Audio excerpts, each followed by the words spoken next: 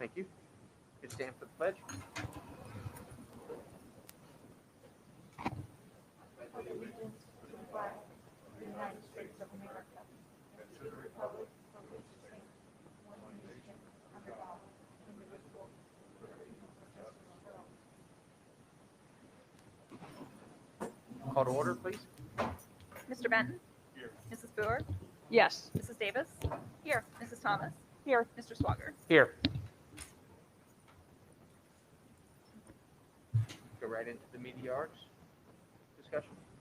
Do you have anything else you want to have? Then we'll Sure. move Yeah, into- I think the board, wanted to call this meeting so we can answer any final questions the board might have regarding the proposed program and instructor. And so we're here to do just that. Try to answer questions, explain things that are unclear up until this day. And so we're here to do that. So we can open it up to any and all questions. Okay. You want to start, I guess? I was gonna maybe start with asking the Derek a question.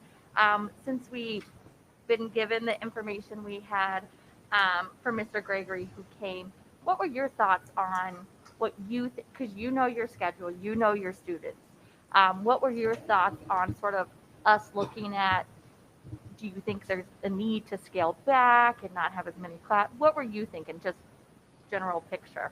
Yeah, so general picture, scaling back definitely crossed my mind. I think it crossed everyone's minds of, we kind of looked at that CTE pathway and saw all these classes we could teach, and they sounded really good and all have value. The question is, a school their size having essentially a semester and a half worth of curriculum, to us having 8 semesters worth of curriculum, does that, 8 semesters, does that make sense? Is that plausible?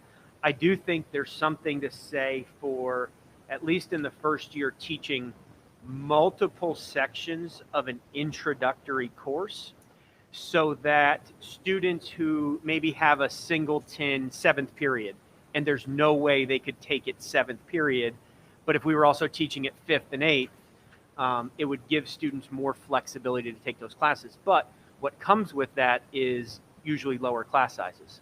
Yeah. So you're going to have some classes, if you have 40 kids interested over 3 classes, you're looking at 12 to 13 in a class versus 1 or 2. Usually when we're scheduling traditional classes, we don't want classes with 8, 9, 10 students. We want classes with 15 to 20, 21, 22 sometimes. It's efficient use of your staff. But that did cross my mind. It also crossed my mind to think, are we prepared to kind of lay out year 1 and 2 and then see where year 3 takes us with a good instructor in place, allowing it to grow a little bit naturally, organically, kind of seeing like, okay, this is where we need to go next. But I also understand that from the outset of having a clear plan, like year 1, year 2, year 3, year 4, makes sense, makes everyone feel good. But when you have an expert and a teacher in place, kind of seeing where that goes naturally, I think is important. So those were kind of my general thoughts from that meeting and hearing from him, that maybe 8 different classes for a high school curriculum is overly ambitious. That certainly crossed my mind.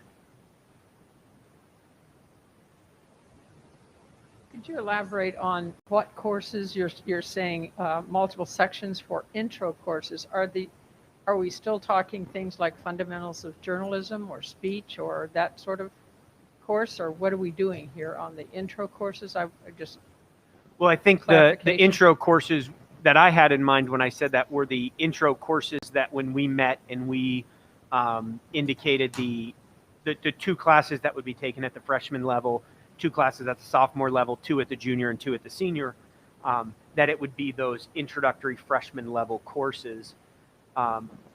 If you're talking about like a prerequisite speech, obviously that crossed my mind when he said that. And I thought he said it helped, but it wasn't necessarily a deal breaker, and maybe perhaps not necessary. My concern with that is you are freshman and sophomore year is already the busiest, heaviest course load because they're trying to get in their English, math, science, social studies.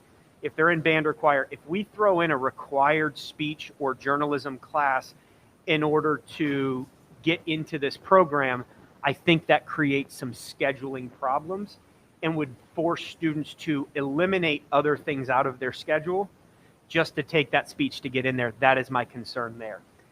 If we want to say to our freshman English teacher, we think speech should be more heavily emphasized in freshman English, we can do that. They have speaking and listening standards, but it's not tested on what we used to have was the ELA 1 test or the ELA 2 test, which is their sophomore year. So if we want to make that a point of emphasis, we can, but typically those teachers have been more geared to teaching primarily what's going to be on those end of course exams because they were tied to graduation and pretty well emphasized by a wide variety of people. We could tell our English 9 teacher, hey, we want a full unit of speech in English 9. Is that going to help them necessarily prepare for the test they're going to have in English 10? No, but that's okay. We can make that decision. But so when I was thinking introductory courses, I was thinking those. I don't have the material in front of me, but those first 2 classes we kind of identified that I think we also all agreed once if we moved in this direction and we had someone in place, they might say, hey, maybe this class should actually be the first class, and this class makes more sense as the 3rd class. Chris, could I ask the same question of you? If we're looking at preparing students and we're looking at middle school as well, would you be putting a greater emphasis on, say, journalism and speech and writing skills? And Well, we would look at those 2 courses that we had at the middle school. So you'll have the information that we gave you as far as the 2 courses that would be provided at the middle school. So we would take a look at those. And again, some of that's going to be driven by the teacher as far as what that looks like. I think feeding kids into those courses at the middle school level would not be an issue. Middle school students have a little less choice when it comes to electives. And we can decide, how we want that to look and what courses do you want to be required and which courses do you want to be strictly elective courses. Like Derek said, I did bring our teachers. I want to make sure, and you probably already know this, but I want to make sure that our language teachers have listening and speaking standards that they have to cover. So I actually, if you want to look at them, I brought the speaking and listening standards for middle school. So you'll know what the 6th, 7th, and 8th grade standards are. And then I also asked our teachers just to give a quick summary of what they do to highlight public speaking and instruct in that manner at the middle school. So Kim is going to give you 2 sheets. The first one is on the middle school speaking and listening standards. And then the second sheet just kind of shows you which classes, and this of course includes the teachers who I got responses from, but it will tell you which classes have specific projects or presentations that feed into those standards and that highlight public speaking. So, and it's not, it might not surprise you that it's not just in language arts class, that the other content areas also highlight public speaking. So from my perspective, I would also say, I know Derek mentioned it, I'm certainly not opposed to having a focused speech class. However, middle school would not be the place to do that. And I think it's something that if we go that route, you're going to want to do it when they're older. I would say even junior or senior year.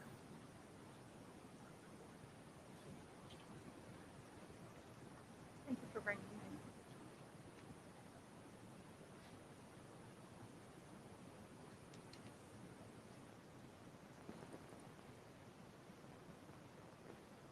You're looking at initially really with more opportunities for the juniors and seniors for the class because of the elective and master schedule.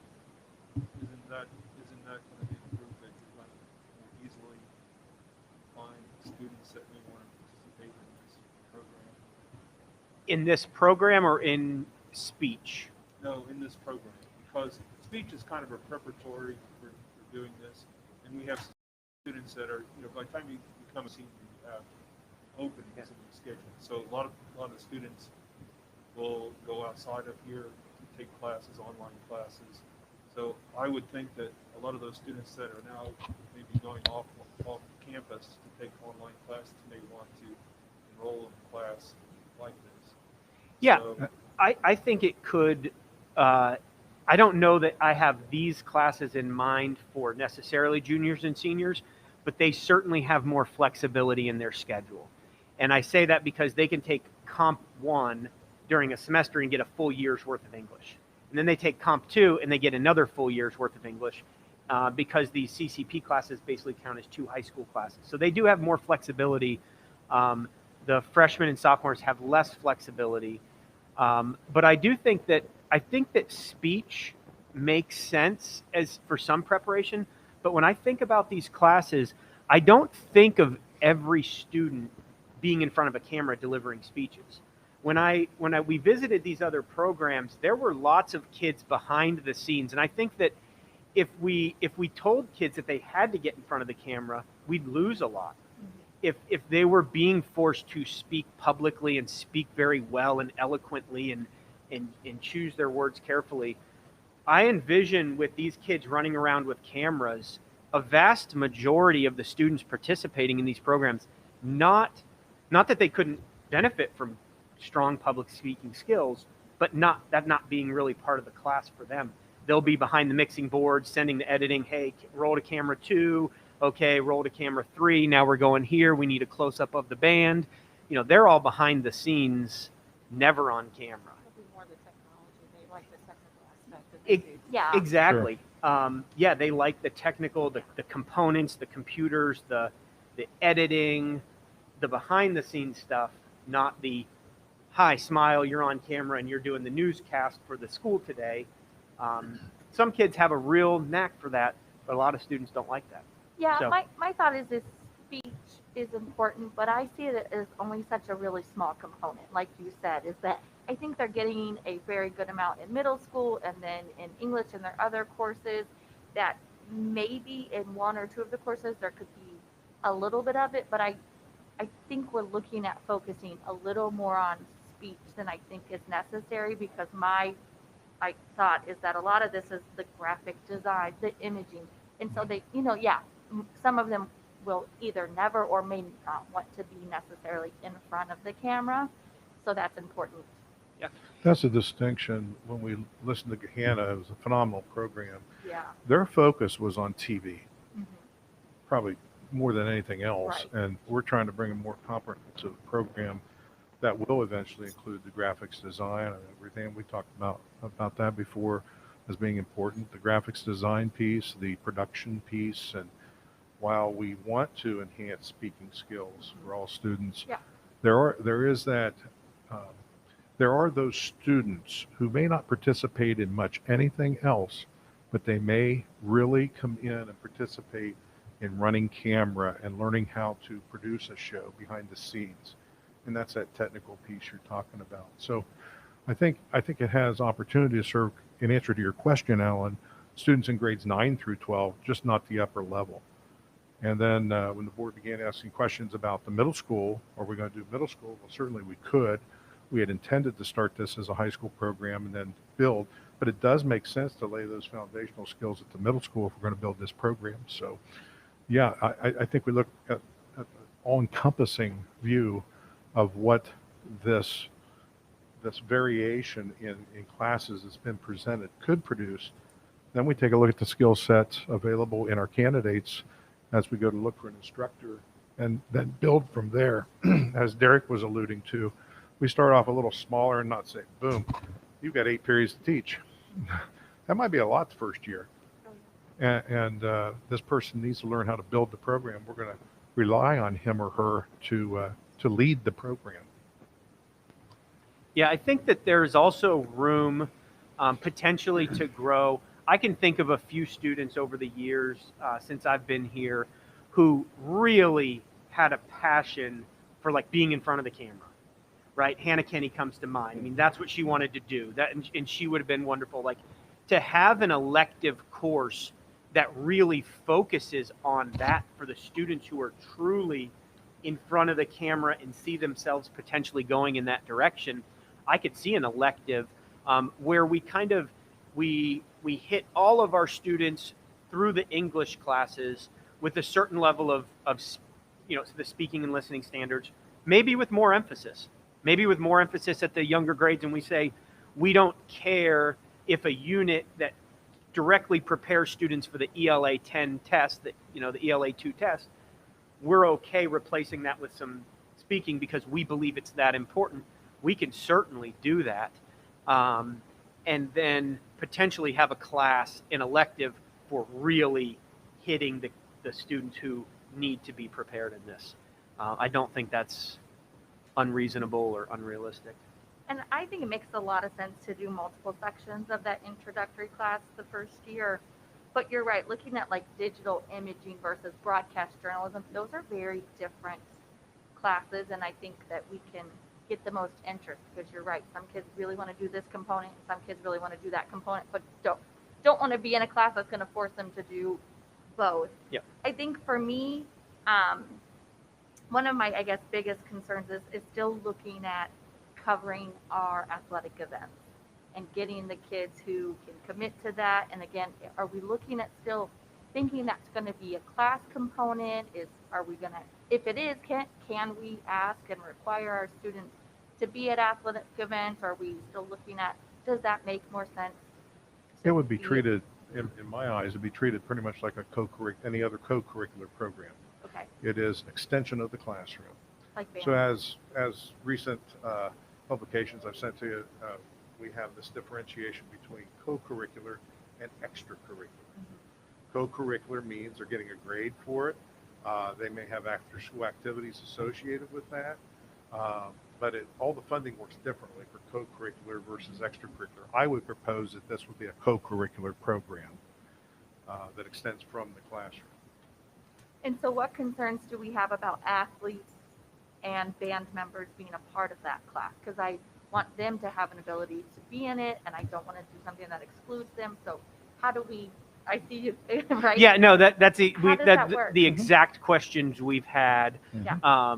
of how do we, if you're playing football, you want to take this class, how are you going to be at the football game producing that night? So I think that there are considerations for outside of the classroom work that may allow you to do that, but just not do it at the games, right? So you're doing it on the weekend, maybe you do it after school, you do it if you sign in late, you do it before school. I also think that there's strong possibility for like a club, right? So you can go the co-curricular route, you can also go the club route, you can also go a completely different route, which is an independent study route, where students get credit for something that they do outside of the classroom, but relates back to the curriculum. And, part of that I think would be for this group to talk about, but also if we move forward with an instructor, kind of how does he or she feel the best way to get that involvement in the afternoon and evening coverage that we need? Is it a club? Is it an independent study where you get a grade and credit?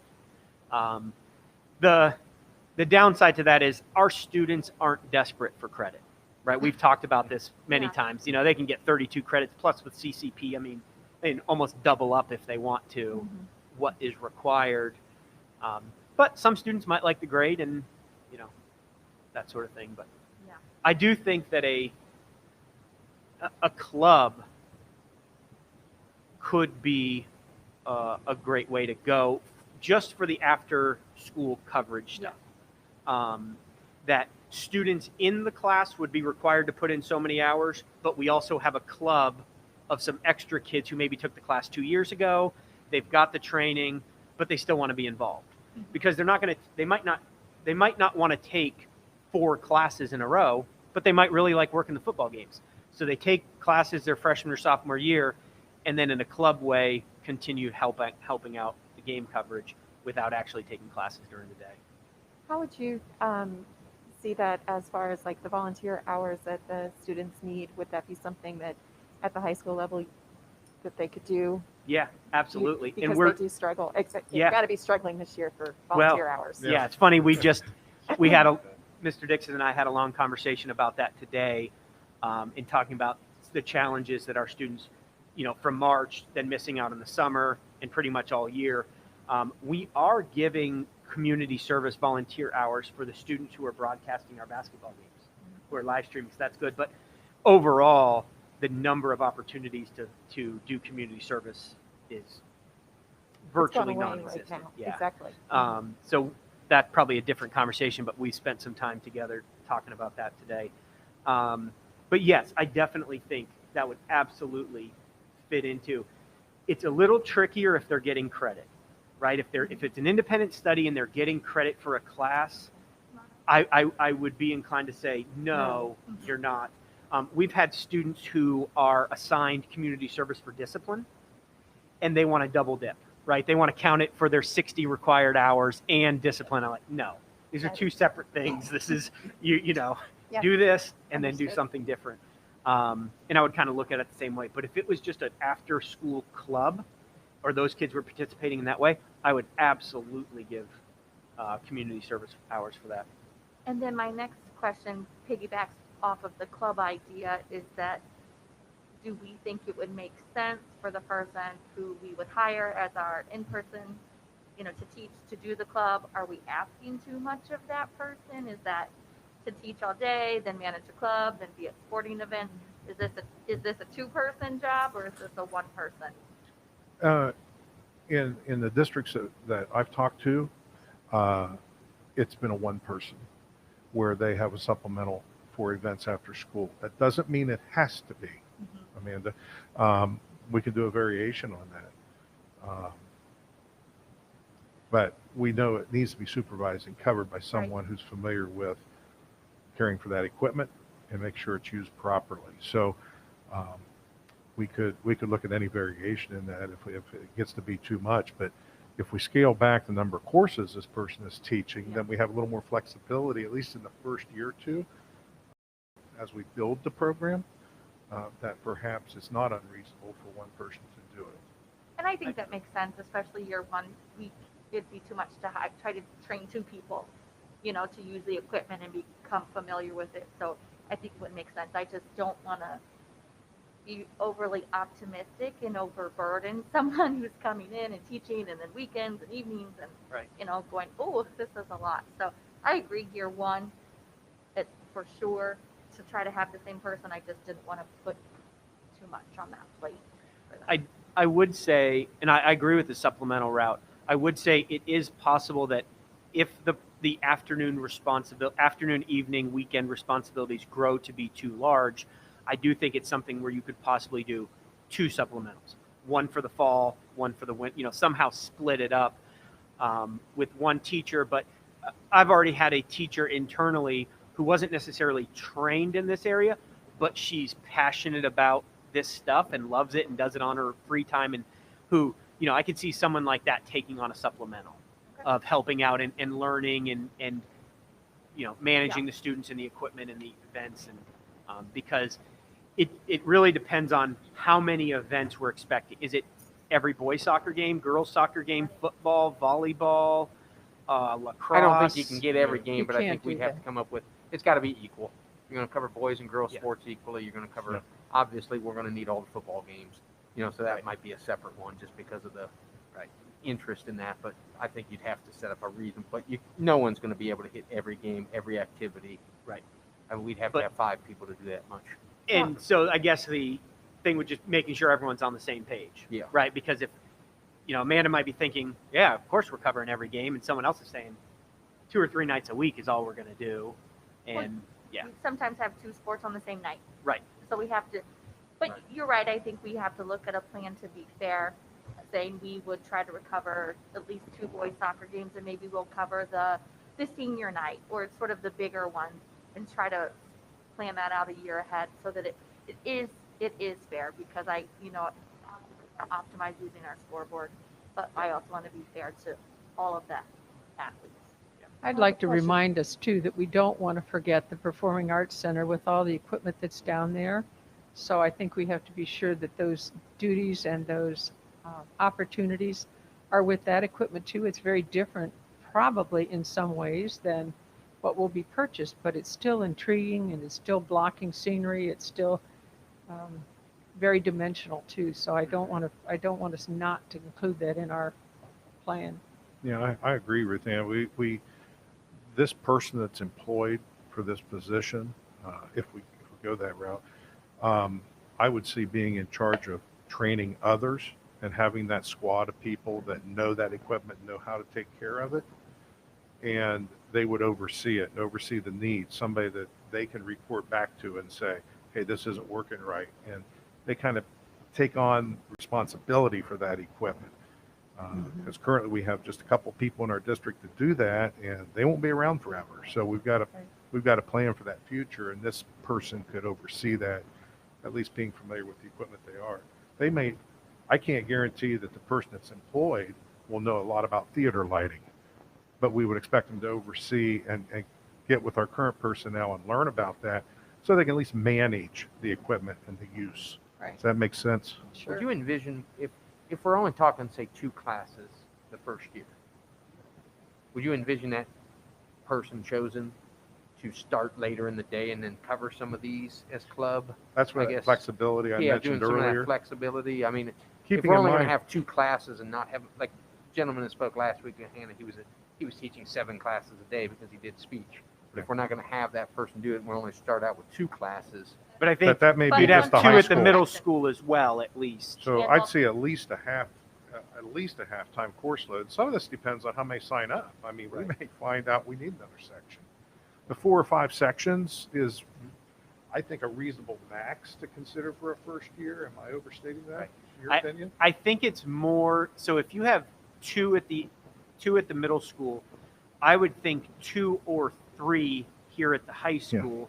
Then you have a conference period. Right now you're at 6. I guess Um, in year 1, you envision you'd have 2 or 3 full classes. It would allow us to get more students in the classes. That was what I was saying from the get-go. It would allow us, if we were able to, and we haven't even talked if it would be morning or afternoon, Right. but if it's afternoon, I'm competing with band. Right. And And you're if competing it's- with seniors leaving early. Right. And if it's in the morning, I'm competing with choir, which is less of a competition. It's not as many students in choir as band. But if I'm doing it, if I had first, second, and third, I will be able to accommodate more students' requests than if I just have it first and second. Well, I guess we do want to avoid having 6 or 8 kids into a class, even in It- year 1. That would be problematic Well, from you a said you might equity. get 12 or 13. It depends on how many sign up, but yeah, Right. we that's the balancing act, particularly as you're just starting out and getting these classes going. But yeah, we don't want 6 kids, and we don't want to pay a teacher a Right. 1/8 salary to teach 6 kids.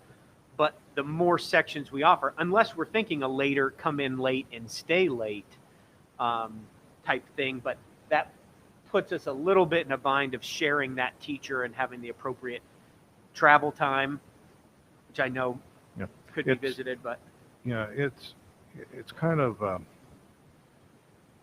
it's what's reasonable. And certainly wouldn't give flex time and a stipend. Okay. You pay the stipend because they're putting extra time in. And I liken it to the other co-curriculars, say the marching band, right? So they teach a pretty full schedule during the day at middle and high, and then they spend an inordinate amount of time after school every night during the fall season. Then they travel to parades in a typical year. They're always preparing for content, a lot of extra time for which they're paid a stipend. And I would just liken it to that. Well, and I'm thinking, like Derek said, if we only did an introductory class but offered it for 3 periods in the high school, then and 2 at the middle school, so that's only offering at 2 different times, then conference, that's 6 periods. But I'm thinking year 2, we are gonna want to offer some introductory and level 2 courses. exactly. And then some. And so I think for this Yep. year we can make it work. But as we're looking at growing year 2, it's going to be very hard come year 2 and 3 to have introductory, then sort of second, third level courses, plus the middle school. there's not going to be That's where enough you time. cap it Right. off, like they did at Gahanna, they had to cap it off to a certain number of students Yeah, at some applicants. point. But even still, yeah, we're Yeah. looking at a minimum of 6, probably, period. What are the credentials of the person that you want to hire? They'll be a teacher that has a major in what? Audio, video production. Well, Is but one maybe area. wouldn't they have other, what if we have an English teacher that has a minor in, or has extra experience in the audiovisual area? Does that cut that person out? I'd say to use the equipment, to come in here and hit the road running with the equipment, the audio, video production is going to be very important to have that training, no matter what other degree they hold. And we're finding that some people have multiple degrees in this area. They may have studied communications, but took a lot of audio, video production when they were in college. Right. So I'm learning. I was a little skeptical in the beginning as to, gosh, who can we get? You guys know how this transpired, and people that we know and credentials they have, and got us whet our appetite, so to speak. But I'm learning as I speak to the other school districts that's incorporated this. There's a wide gamut of degrees, but the one consistent thing we hear is the audio video production. They have to know how to use that equipment as a base. But it could be a degree in communications. Okay, I was just, again, referring to Gahanna and the fact that this person was a journalism major, Mhm. probably would have normally been passed over, but he made a very successful program from dedicating himself to learning the equipment and Right. felt privileged that he had the opportunity to do that. So I'm hoping we go for a degree in whatever else maybe. I'll feel more comfortable if we have a degreed teacher in there. I think Oh, the absolutely, difference I for agree us with you. is that they were really, again, that broadcast journalism was producing the TV. But I'm thinking it's looking like our focus is more the graphic design piece. So, you know what I mean? There's different, I think, areas of concentration, and I think theirs was the journalism, broadcast journalism, but it's looking like ours was more the graphic piece. And so I think English is great, but we're not focused on the speech and being in front of the camera. We're looking at the behind the digital imagery stuff. We do want them to have that We opportunity. do, but I'm just saying, if she's looking at her focus being English with the experience of audio video, I'm thinking our focus is really audio video with, you know what I mean? I think there's Flipping that. Yeah, there's no question that the program we're exploring right now is broader in scope than what Tom was doing. I think it absolutely, we'd be blessed if we had, the type of success he had in that area, but with our equipment and our commitment to this, I think we're actually going broader and able to bring in more students and cover more areas. Tom covered his area incredibly well. Right. I mean, that's a special teacher with a special program. But I think our program is just broader in what it's. And you have to understand, we're starting at a different place, right? Yeah. So he started with no equipment, no funding, no anything, Right. right?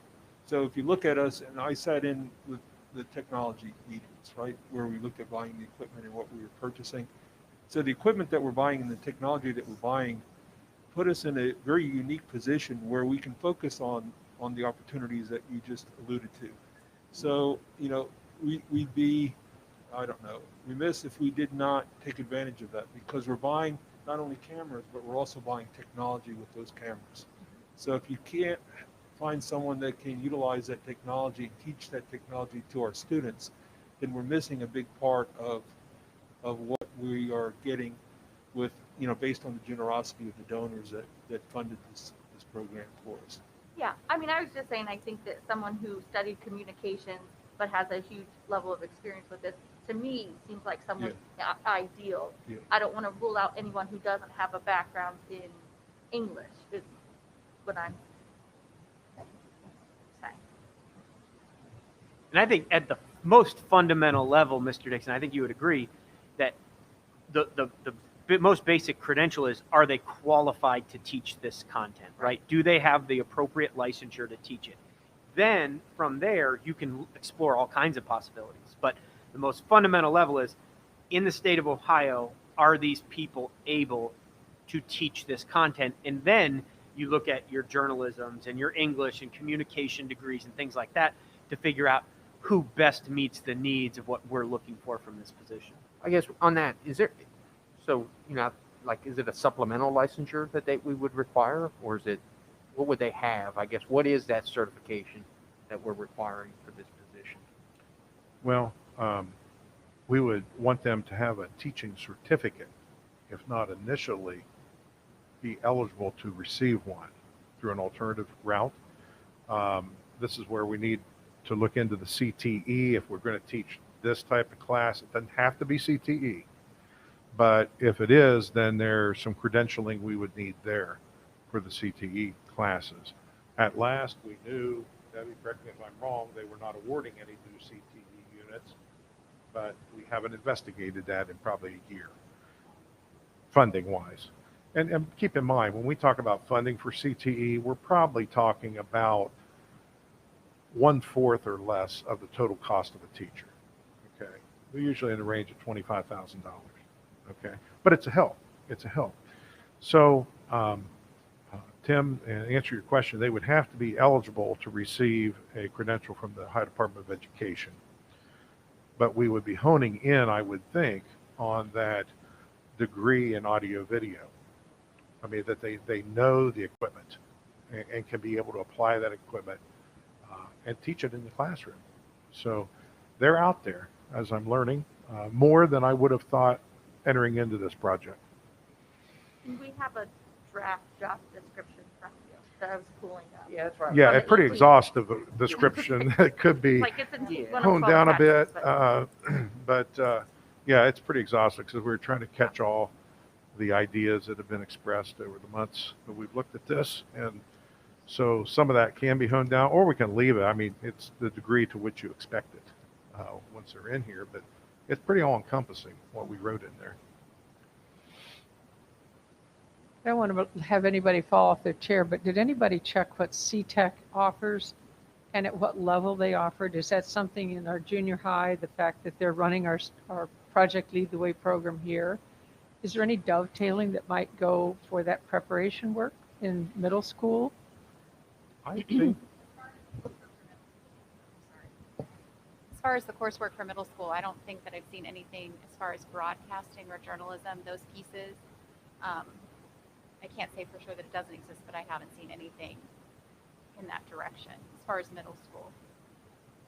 I think back again, and I will have to check myself. I'm trying right now.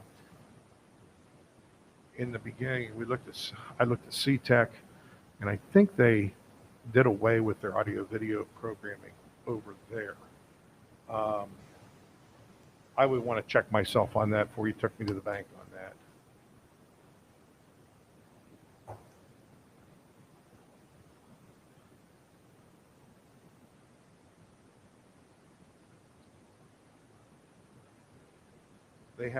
They still have a digital design and interactive media program. I don't think they're into the TV, and they have the upper level, be junior and seniors, graphic designer, illustrator, animator, web designer, multimedia interactive, media designer, photographer, video and sound editor. That's the program that they currently have in place. So was that interactive design and digital media, was that in the middle school level? No, I think this is what they offer to students that go there. Their junior and senior That year might is be what's different. listed. Mhm.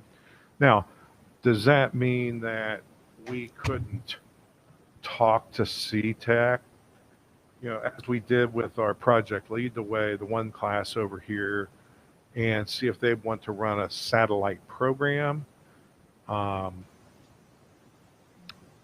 We haven't explored that. And not so sure having the CTEC program with the extra events and our own equipment already having been purchased, because they provide all the equipment for their units. Not sure that would be a good fit, but certainly it's a good question. And it could be something to pursue as we expand, at the high school of maybe putting that in the middle school because it could be slightly different, I feel like. maybe. Ultimately, we could grow into something like that Yeah, I mean, if we wanted to. It's something to entertain for the future. Right. Just keep in mind that when we talk about the CTEC units, they're not cheap units. While we don't pay the salary or we don't pay the equipment, every child that takes that class, a portion of our funding goes to CTEC. That's how that works. So we went in that on an experimental basis over to middle school, and it's worked quite well at that level. I would not want to rule it out as a possibility for the future. I don't think for a startup program, it's one that we would want to consider at this point in time. No.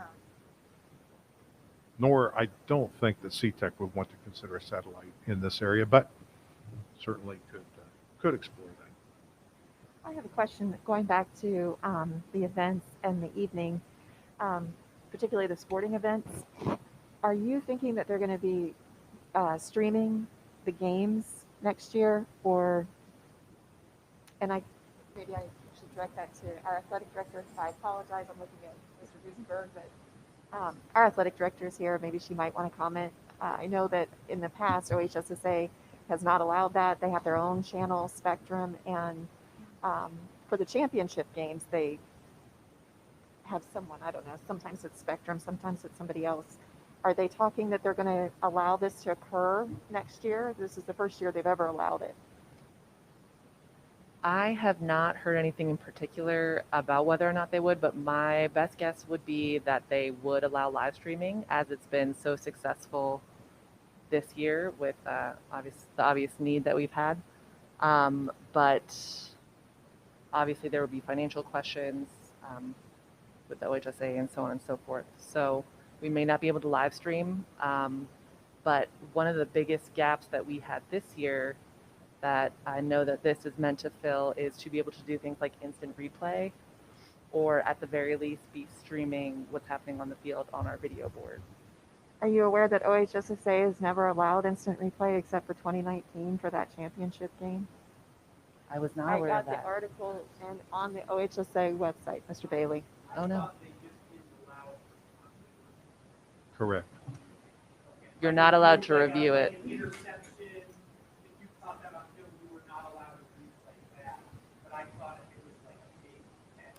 It was on their website. Well, that's correct. We looked into that. I can give you a clear answer on it. Derek's absolutely correct. We can't replay controversial plays, but you have a camera in position. You're catching that person coming in for a touchdown. You record and stream that right back up to your video board. That is perfectly fine. You are allowed to produce video on your boards.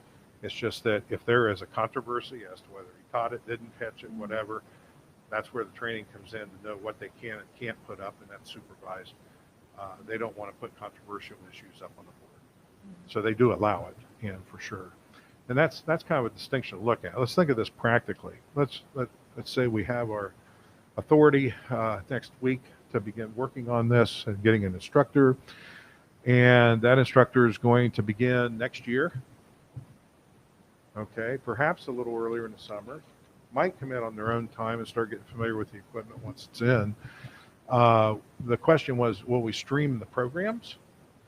I don't know whether that's realistic to expect the streaming of our football games, soccer games in the fall, but certainly we would begin to teach the skills necessary to broadcast to the video board, and maybe by later in the season we could do some of the streaming. But Madeline, have you talked to Storied Rivals about next year's continuation of streaming at all of games?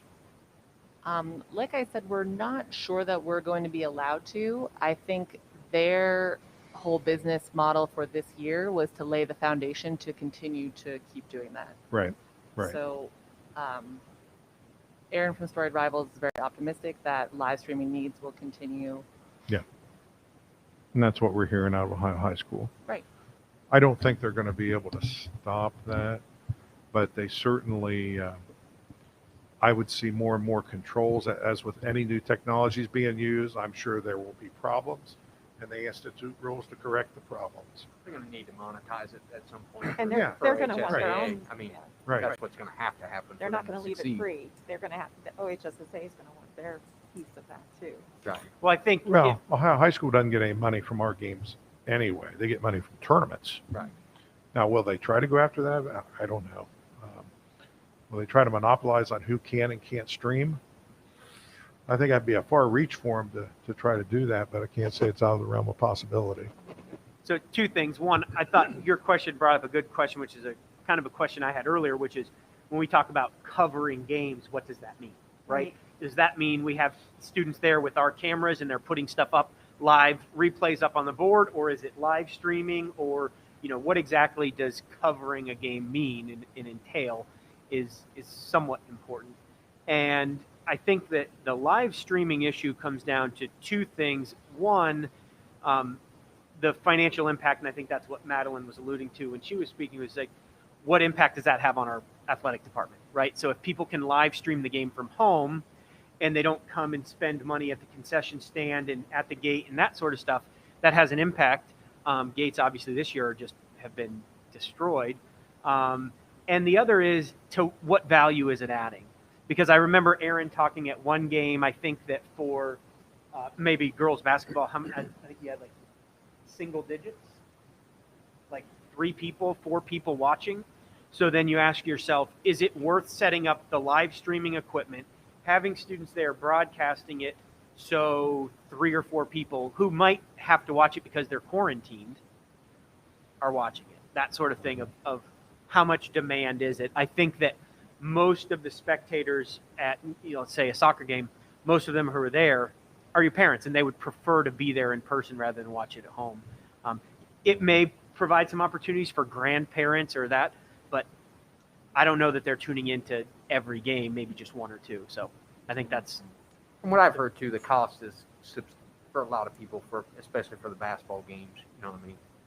It's Is it restrictive. A lot of schools- $10, I think, for Right. And if you're a single person watching on Yeah. home, paying $10 for what you paid, sure. $6, $7 to get in. And if you're, what are our ticket prices? Is it 7?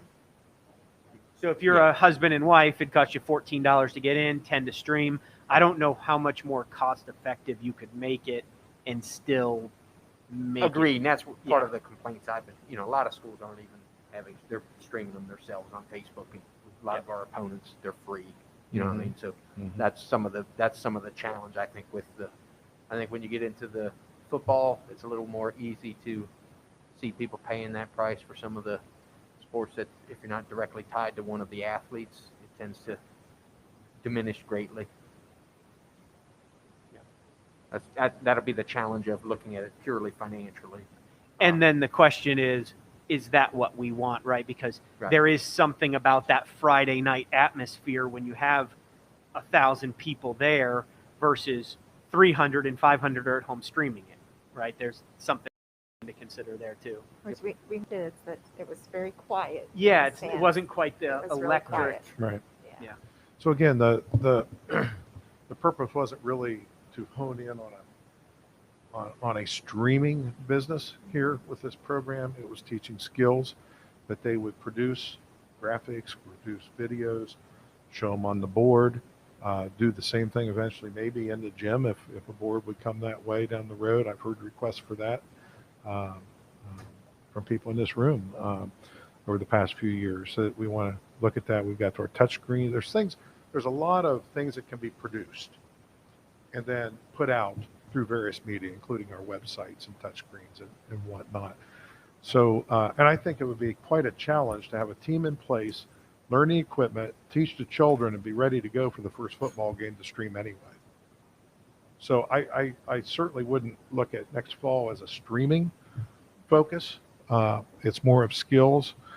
The other thing that comes into play is a lot of these athletes need films, okay?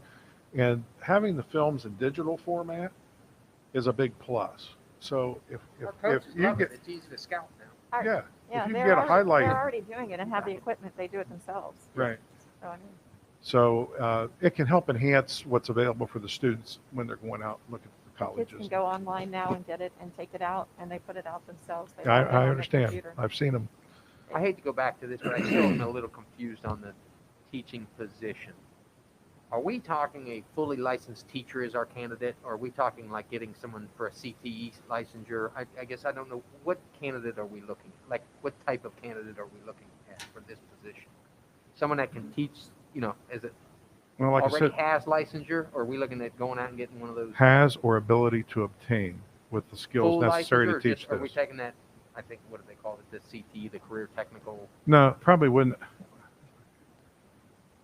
We would look for a teacher that is eligible for an ODE issued teacher's license. Okay. I think that's important that they have a teaching license.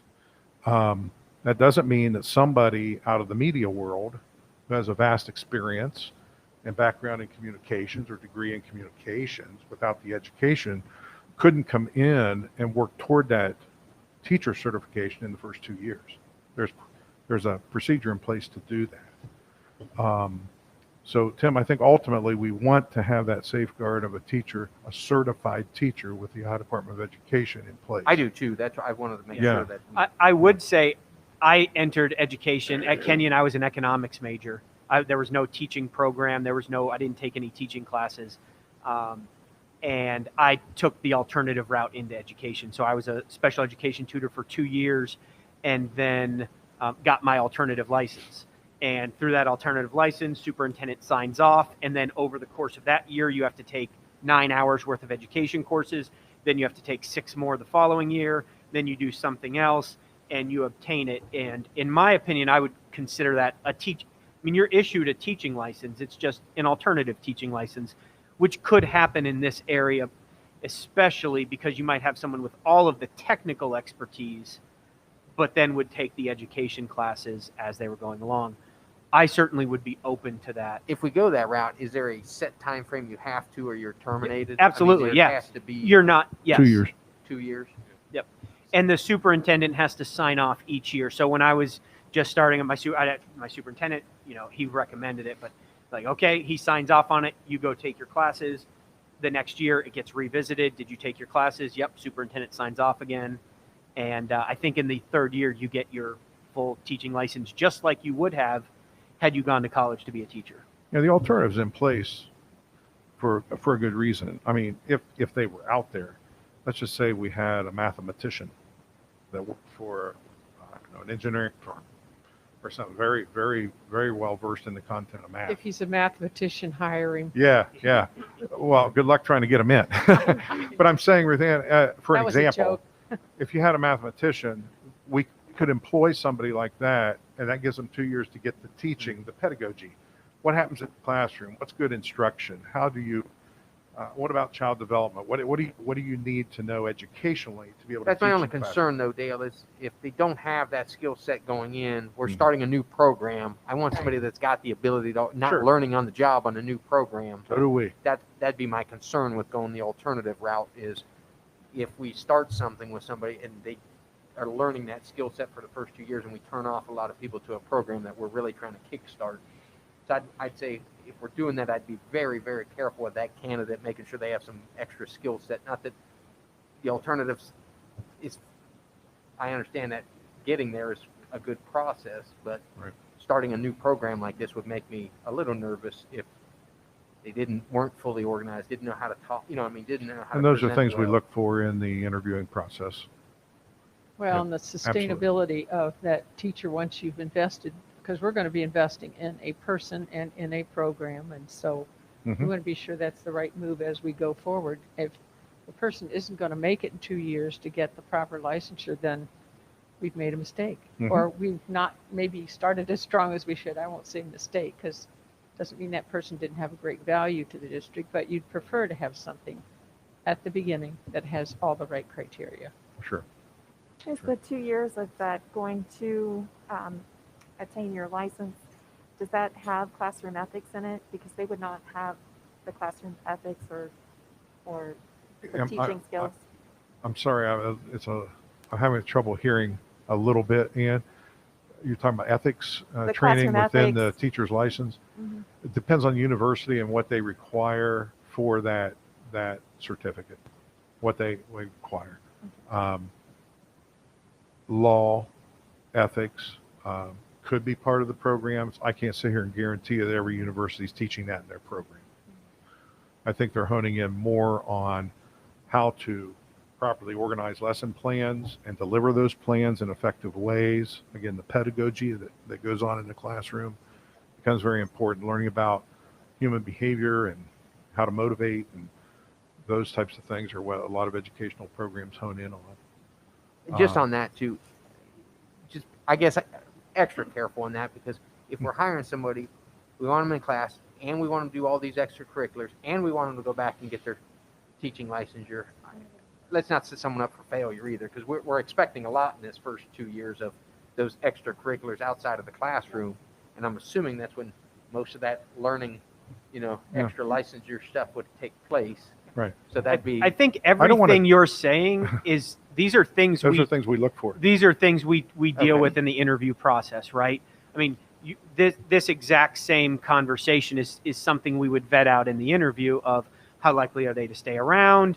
Do they have experience teaching kids? Do they have experience working with kids? I mean, all of these things, yes. And I think that if we were moving this direction, I was on the interview committee. I mean, if it's the board's will to just not hire to not even consider candidates who do not already have the full licensure, we could certainly do that. I think we could potentially miss out on a really strong candidate.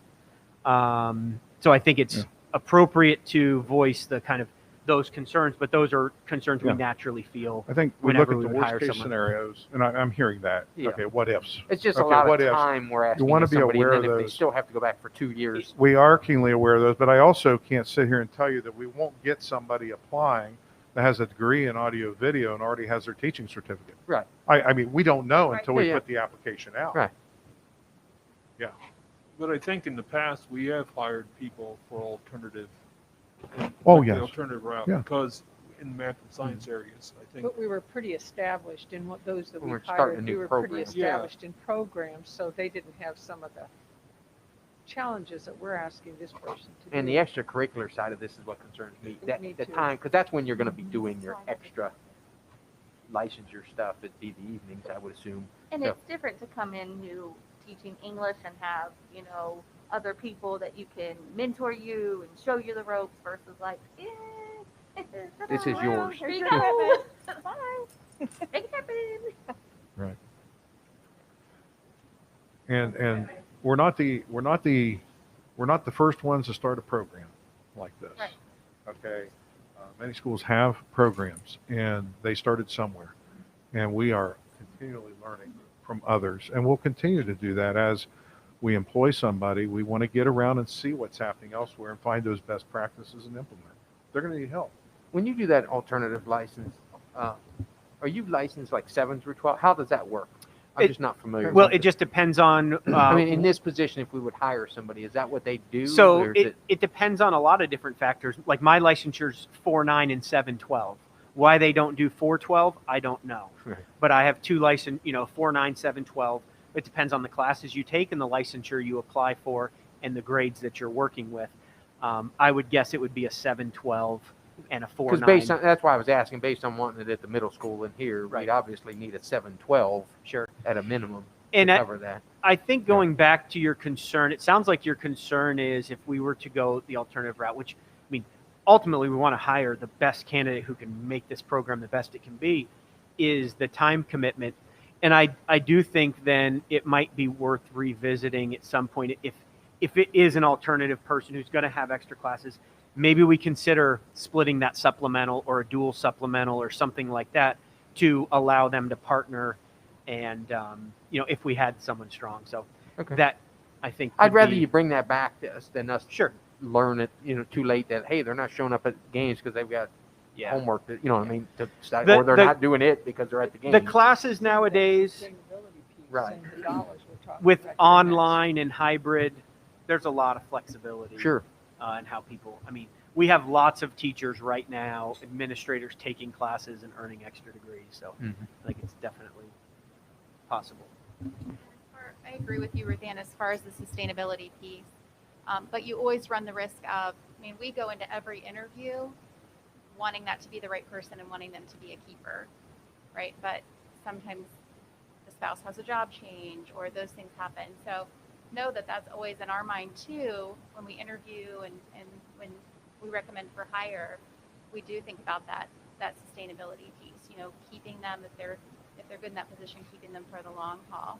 And if I can just turn the page back a second, something else. When we were questioning how many periods in a day this person would teach, I haven't seen the job description, but I know at one point it was all you guys were also discussing that they would have something to do with the website, right? Is there something about okay? So I just didn't know in the time component if we're saying, well, they're only really teaching 5 periods a day, and then they have that conference period. But I know at some point I heard you discuss some sort of management of the website. And the cross-curricular stuff. Pretty passionately about that. And that was another thing we talked about. Where in their schedule will they have time to plan projects with social studies, art, English, math? I think that would be, at least early on in the schedule, speak up and I mean, I definitely see this position being their time for this person full-time, easily filled. But I think you will see it morph, the position will morph as we get into the program. It will naturally change, and who's leading the program, you know, will be the first one to be able to tell us what that change needs to look like and how it serves our kids best. So just something to keep in mind as far as kind of that part-time versus full-time. Well, I guess on my side, I wasn't questioning full time. I'm questioning whether one person's enough to That's start this program. We're yeah. actually at the other end because when you read that job description and talk about everything we've talked about, that's Yeah, more than a full time That's schedule. my concern. Is like 6 Yeah. periods, club, evenings, weekends. We're going to have to be realistic about Sure. what we want from somebody else. But it's been a good exercise, Tim, when you think about it. What did we start out with? Yeah. Okay. Where we were last summer, Sure. we started out with minimal. We were thinking high school. We were thinking a couple periods. We were thinking maybe hiring a sub. Then we talked about club. Then we talked. So what we have at the end of the day is really the Cadillac. And now we know what the potential is. We want to be realistic in the first few years and then know that we have all these opportunities for growth. Whether we will grow in those areas, a lot of factors need to be considered. What level will the student interest be? Will it just be overwhelming and we have so many students that want to do this that we can't serve them and have to cap? We'll let the program dictate the need going forward, and certainly we don't have unlimited funds. We want this to be a sustainable program, but a reasonable program for a school our size, but yet a school that's going to grow. I think it's a good lead in. I think it's a great segue into what we have here on our sheets, which is sustainability and what was discussed from the committee to the board when we first entertained the thoughts here. So if the fund, go ahead, Tim, you go ahead. You've got the same thing I do. I don't have this from you. Okay.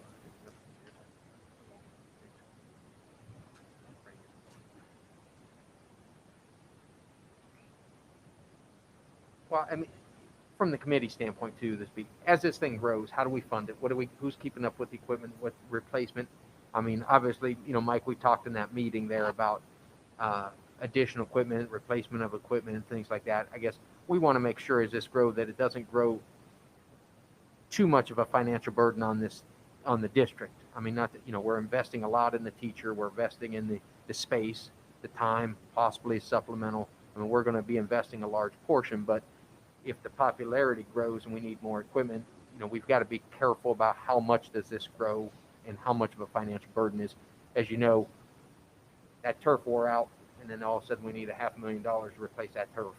And this, the district had to step up and put a substantial amount.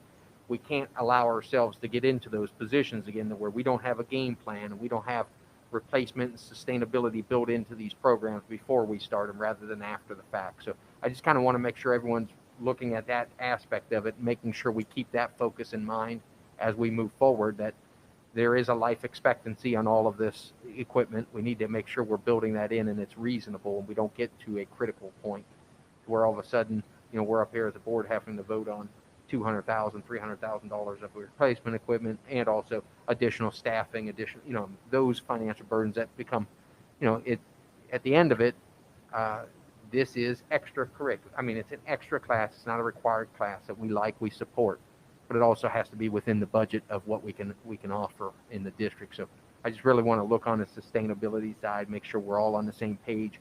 We're not setting expectations of setting this up and then just letting it, wither on the vine out there, because that'd be my concern.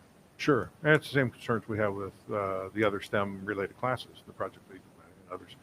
And I would suggest to the board that at this point in time, filling out this program, I think we have laid a strong foundation of 21st century skill instruction in this district that's been needed. And that I don't think we're going to be looking to go far beyond what this base innovative program is that we've put in. This kind of fills out the K-12 spectrum on innovation. It's not to say you can't vary within. Maybe it's robotics this time. Maybe they take another topic or another class. They can move the topics within what's been created within the innovation program. But having the innovation available for K through 12, I think has been essential. We're in the 21st century and it's 2021. And this brings a level of opportunity for our students that I think has been much needed. I think you're right, But I think Dale. it is sustainable. And I wouldn't, from my standpoint, and I haven't heard from staff, I wouldn't think we would look to move for additional programming in the area of innovation anytime soon, knowing what we know now. I think we also Are need to. Oh, go ahead. Go Bree. ahead.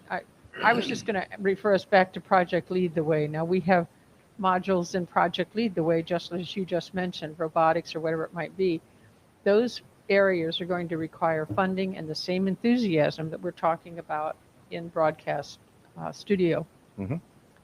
Also, we had a rather robust fundraising program going for track and turf.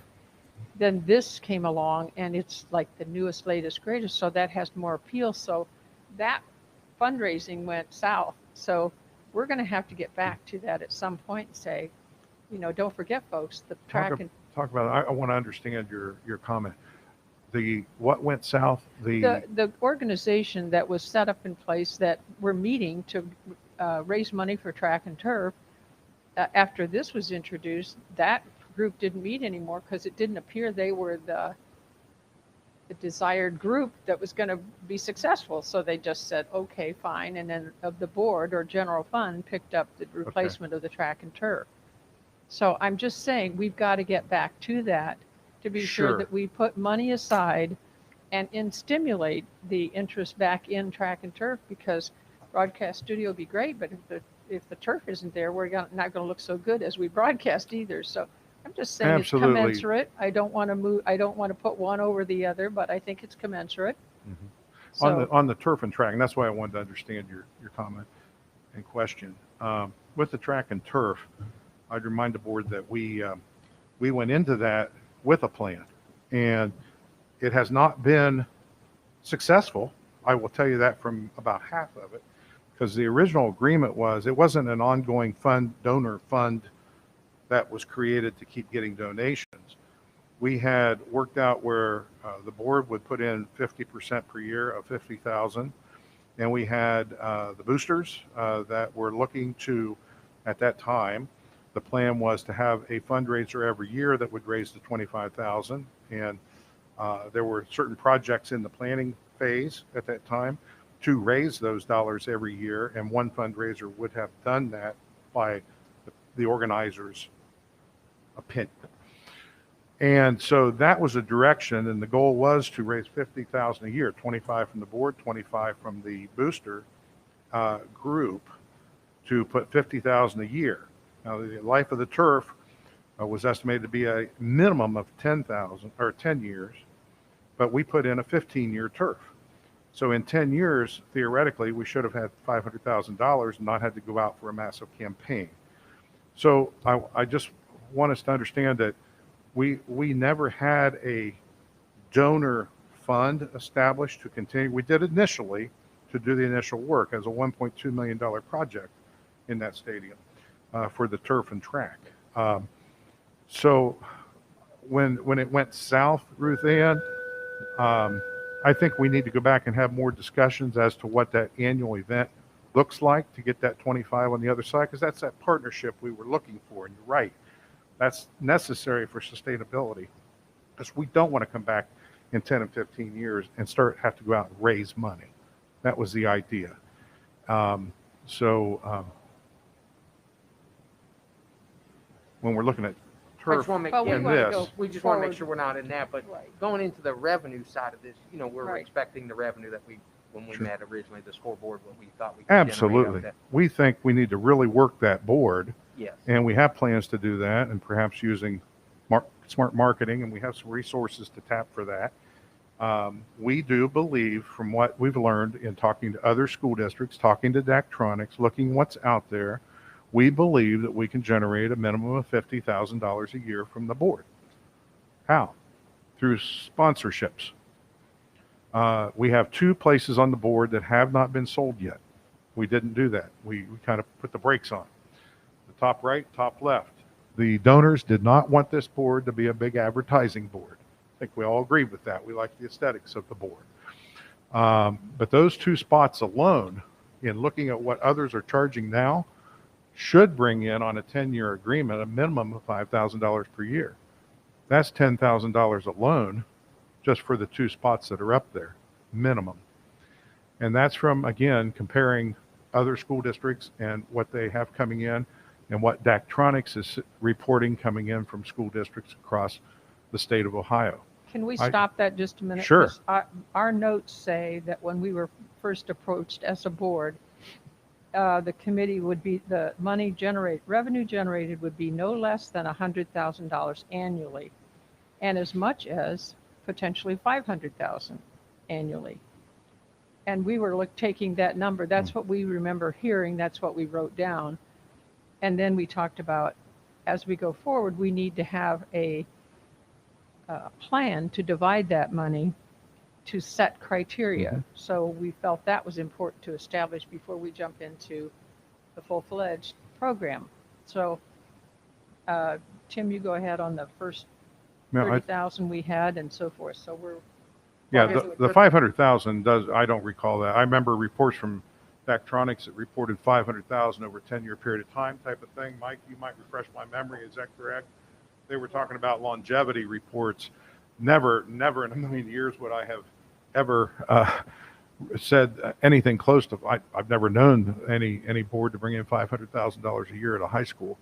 But the $50,000 per year is something that is, by what we're learning, something that we should really expect to get. That comes down to smart marketing and sales. And then if you look back in the summer at what I wrote to the board several times was a possibility. I made recommendations as to how the revenues might be considered for dispersal. Some of that was for operation of the board itself. Some of that could have went towards stadium or turf replacement. Some of that could have went to boosters if we're replacing sales of signs, hard signs, to clean up the area. I'd have to go back and pull that up. but I'm looking at, I mean, we had suggested. we have here several schools are averaging over 100,000 annually in advertising. Sam cited examples. Miami Trace raised over $575,000 in their first year, and Jackson raised over 100,000. Those were the first meetings. Those were the That numbers. was Sam Avalon from MPI reporting Yes. specific cases in districts. Now, Tim, what I'm As I learning. said, they're averaging over 100,000 annually. Is what he says on these boards. Yeah, did he name the districts? He names 4 districts in here. Did he name them? Jackson, Miami Trace. He's Yeah. got several in here. He says they're averaging over 100,000 annually. Yeah, and Miami Trace is one that has offered to be a partner with us to help us with this. Miami He said they're Trace. pulling in 575,000 a year at Miami Trace. Well, we were just taking what Sure. numbers I we guess that's why- heard Sure. and said, and we Those are big differences in numbers. I'd like to make sure we're It going is. in realistically about. When I hear 500,000, I don't think any chance we ever No. did that. no, But when I hear that number, I'm going, what are they doing with that board? Tim, They're I getting think that kind of money. you know me.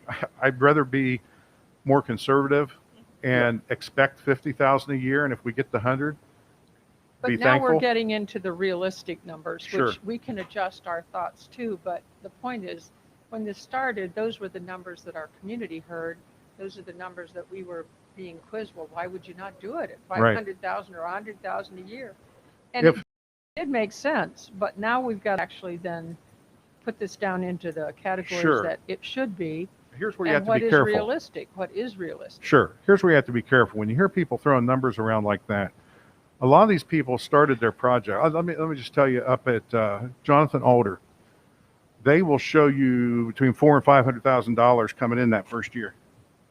And they had more of a stadium renovation that included a board because the board wanted to put a video board in. They wanted an educational program, and they were the ones that sparked it in Jonathan Alder, according to the current superintendent. They might show $400,000 or $500,000 that first year coming in because of the board, but it encompassed a lot of donations for that whole project coming in. And so when you amortize some of those donations at Jonathan Alder, they took them out over a 10-year period of time and said, look, if you donate X amount of money, you'll get an advertising place on this board for 10 years. So they have to amortize that over the 10-year period to get it an annual amount. So while Sam might be reporting, I don't know, annual $405,000 figures, those must be really large districts. Miami Trace, I know, had some high numbers in the beginning, You know, these and are that all 100,000 a year probably isn't bad. I could throw slides up here if we I mean, wanted to. Jackson's not, you know what I mean? Yeah, Jackson. I've got Jackson's slides. It Yeah. was ready for summer I think we're presentation. just trying to be realistic. Sure. Whatever that number is, we repeated what we heard, so Sure. now that's where we start. And Yeah. then the other question is, what is a realistic number that we would expect to acquire revenue from this board?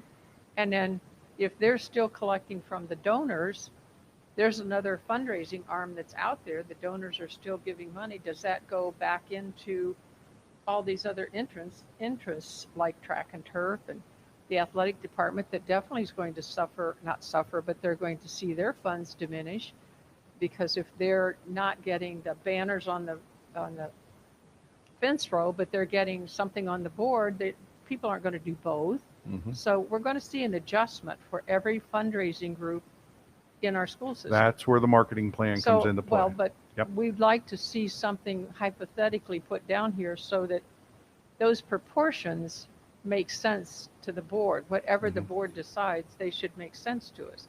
So if, let's say we're capturing, is it realistic to say 100,000 or is it realistic to say 50,000? a year? I tend to go toward the more conservative and say you expect 50, and then you hone that with your effectiveness of your marketing program, Okay. your plan that needs developed. Let's stop there just 1 second. I need to ask Mike, will the donors then continue to generate monies in a donor situation? Will they be collecting money for something?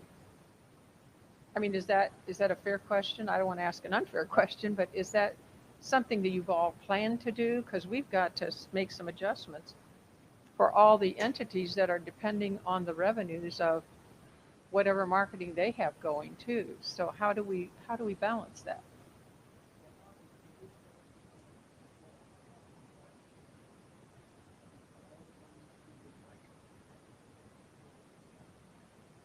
I can't hear you back there, Let's Mike. get a I'm mic sorry. on. I could turn that speaker around, then I could hear you. There you go, Mike. I'd like to correct something you said earlier, Ruth Ann. On the donors, all the donors Right. were the 1970 football team. Yeah. Then with our friends, we never went to any businesses. We never did any outside solicitation. And as you know, because of 3 deaths in the community, we received a great deal of money. So none of that money would have went to the turf and field fund anyway. All our donors were our friends. Now, to answer your other question, we certainly would try to help you out if you needed assistance in raising money. But our feeling is, with a well-planned marketing plan, that you will have more money than you need to help with the turf and track, to help with the athletic boosters, to help replace the equipment. And I don't think that's a stretch in the imagination. Right now, for 50 years, not one dime has come in from that scoreboard. You have the chance now, with proper marketing, and that's not sending kids out to go a pizza. That's with a proper marketing plan that you can make several $1,000s a year off this. Now, if it's 50 or it's 150, you're not going to know till you start marketing it. You know, just like at my job, you know, when I have to market something, you have to get out there and see what the lay of the land is. We don't know. You know, Sam gave us his figures. Dale did a nice research project on what some of the other schools our size did, and all of them was above 50,000. But we're new to the game, so we don't know. But I can say this. You know, we're 69 years old. I don't know how much, you know, we lost 2 guys last year. But we certainly would not leave you in a struggle since this has been such a passionate project of ours. You know, when Tim asked us in the summer, and when he said he'd give us the $50,000 as a board, if we would keep raising, we raised another $100,000. So that's all I can say about that. If you have any questions, you know, I can certainly take them back to the donors. But I know from my perspective, and I know Frank would think the same thing, we won't leave you in a lurch. But do we plan on having a big fundraiser? I don't think so. I think what we were trying to do, we're very, very grateful for what the donors have done, and we realize that the concentration of how you raise the money, and it's absolutely outstanding. However, we're trying to put together a plan here so that we can make sure that all the people who raise money in the little groups here, that they can come out with their plan. So that's why we're asking the question. So if indeed we see that potential of 100,000 or 50,000, how should that be divided up so that they have a clear expectation of whatever we can generate from that scoreboard, that they have a value for us to be successful too.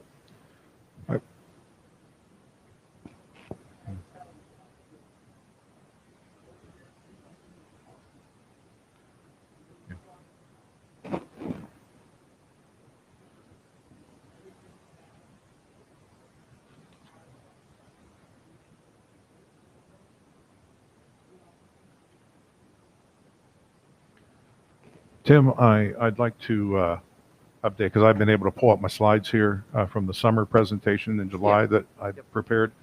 The goal at Miami Trace was to pay for new turf and pay for the new $400,000 scoreboard in 6 years, with a marketing plan designed to produce $750,000 over 5 to 6. Board is paid off completely, the board, in the year 2017, 18 it was installed. This was last summer in 19. Within 2 years, they had paid the entirety off with sales from the board. That's over 200. That's Miami. Yeah. So they have 2,700 students, so about 1,000 more than us. Right. Okay. And that is the one where their current superintendent that led all this for their board, Miami Trace, is now the Newark superintendent. And there's Laura Heidinger that's available to help us with our staff as a partner to help us develop as well. When we look at Jonathan Alder program, actual numbers that came in, initial year payments as of 2019, they had 201,000 come in the first year. Second year, 93.5, which was a mix of all the year payments. As of 21-22, and I spoke to him a few weeks ago, they had listed 18,000 because they did not. A lot of these were multi-year commitments. That amortization comes into play with theirs because they were paying for so much more. But he was reporting that there's no doubt that the 50,000 is just easily from attainable. what I'm seeing here and there. I mean, realistically, we should be closer to that 100,000 a year from possibly. But I don't want to set a goal that's not attainable. I'm trying to be real conservative and tell you comfortably, with the right marketing plan, right, there's no way we shouldn't bring in at least 50,000. Now, how we divvy that up, we need to talk. That's a great start, just whatever that is. Sure. We need to then say, how would we want to divide this among the groups that will be that some of that, because we are doing it from the scoreboard revenues, you won't be doing it likely from the banner on the fence, maybe. I don't know, but we just want to look at that Sure. to be sure we can have that conversation. And I'll be blunt. So- We want to be able to make sure, and Mike, from your standpoint, I just wanted to make Yeah. sure that donors weren't expecting that revenue all to be funneled back into this broadcast, because it's not reasonable and it's not, it's just not going to be possible. No, they're not. They Okay. never have.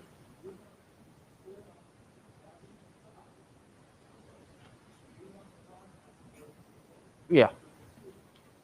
Because the way we look at it, we're investing in the teacher in the program, which will then generate the revenue, which then comes back and helps, because we've got, turf and track, the athletic department. We've got a lot of things that go down there that money, we've just got to divvy it up in a reasonable and fair way.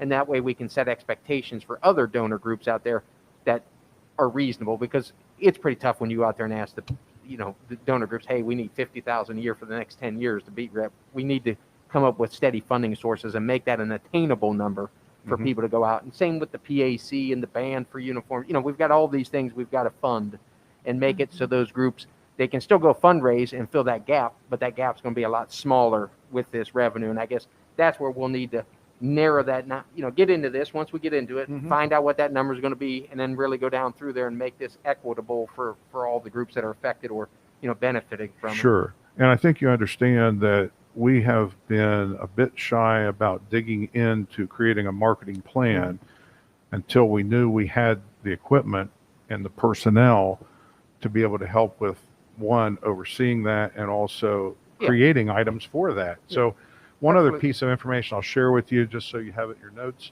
Upper Arlington, which is a different type of school district than we, certainly, they have 1,800 students. They have 4 panels that they sell every year, and they get $10,000 a year. Over 5 years, it brings in $200,000. That's 4 panels Right. only that they sell. And I don't have it listed here as to which companies bought those, but we're in the Central Ohio area. There are companies that we can tap, and not just companies, service entities, hospitals, banks, etc., that I'm sure would want their name on, first of all, one of those 2 spots, because it's great value and it's seen a lot. But certainly then for sponsorships. And for sponsorships, what we're talking about. This touchdown sponsored by, or this first down sponsored by, and you run a little video or graphic clip that the students put together. So I just want you to have that information in your notes, if that helps. Yep. Yeah, it does. That I think you can see where I'm feeling comfortable in telling you that we should raise that 50,000 without any problem. I really believe that. Okay. And I think Mike made a good point. How much money did the old scoreboard raise for or generate for us? It didn't. So, And the other thing I want to make clear too is I don't think that the scoreboard donations took away from the turf and track fundraising. Okay. I was involved in the fundraising group for this. And I think you're appealing to different group of people. Okay. So if you wanted to fundraise for turf and track, that might be athletic minded people. Broadcast might be a different group of people. PAC may be a different donor group. So I don't see the real conflict where one necessarily takes away from the other. I think you're appealing to a different group of people that would potentially be donors to these different programs. I think that's a good point. We were just saying that coincidentally, one disappeared when one did something else. So we're just trying to say, how does it look as we go forward? So if we can't ask these questions and be friends, I'm not sure where we ask these questions, because nobody's opposed to the scoreboard that I know of that's sitting in this room. What we're trying to do is be sure that we're fair to every group and that we've considered every possibility, every angle, every question that we're all going to get, and that you will too. So we're just storyboarding. When we realized the next step to monetizing that scoreboard is the broadcast side. We understand that, and that's why it's tied in so tightly to it, because that revenue helps to justify the curriculum side as well. That's the reality of of the decision. So that's why that ad revenue plays into this conversation, is because that's the only way we get the ad revenue, is if we have the broadcast position.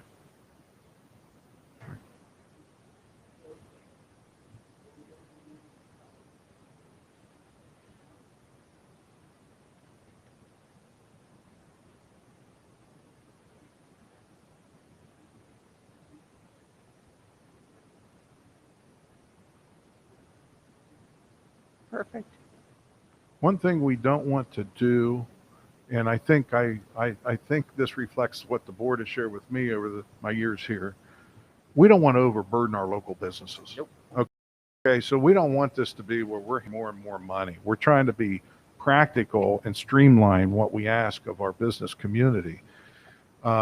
This is where the people who know marketing, I'm not a marketing expert. I don't know if anybody here at the table is, but there are marketing experts that we have the ability to reach. Daktronics has a marketing area, but then they take a piece off of the sales, as will any marketing firm. But we want to use those folks who are friendly to Johnstown, who have those marketing skills, to lend their expertise at least in the first 1 or 2 years, so that we set up the marketing plan properly. And if we give a piece away to the marketing for them to reach out, we want to make it clear that we don't want to overburden our local businesses. That's not to say that we want to exclude them, because if there's a local business that wants their name up on that board for 10 years, certainly they ought to have the opportunity to do it. But we can't helm them and then turn around and ask them for every little nickel and dime throughout the year by our teams. Okay? So I think we've brought that into some better control than what we had before. But I want to make that point, that we are still out there trying to carry out that philosophy that was shared with us. I appreciate that, Dale. Any other questions, comments? Nope. Any other business of the board? Motion to adjourn. Thank you for your time. Thank you. You want a motion or do we need one? I need a motion to So adjourn. moved. I'll second. Roll call, please. Mr. Benton? Yes. Mrs. Boer? Yes. Mrs. Davis? Yes. Mrs. Thomas? Yes. Mr. Swagger? Yes. Tim and Amanda, if you guys stick around, we'll just do our meeting. Yeah. Cover the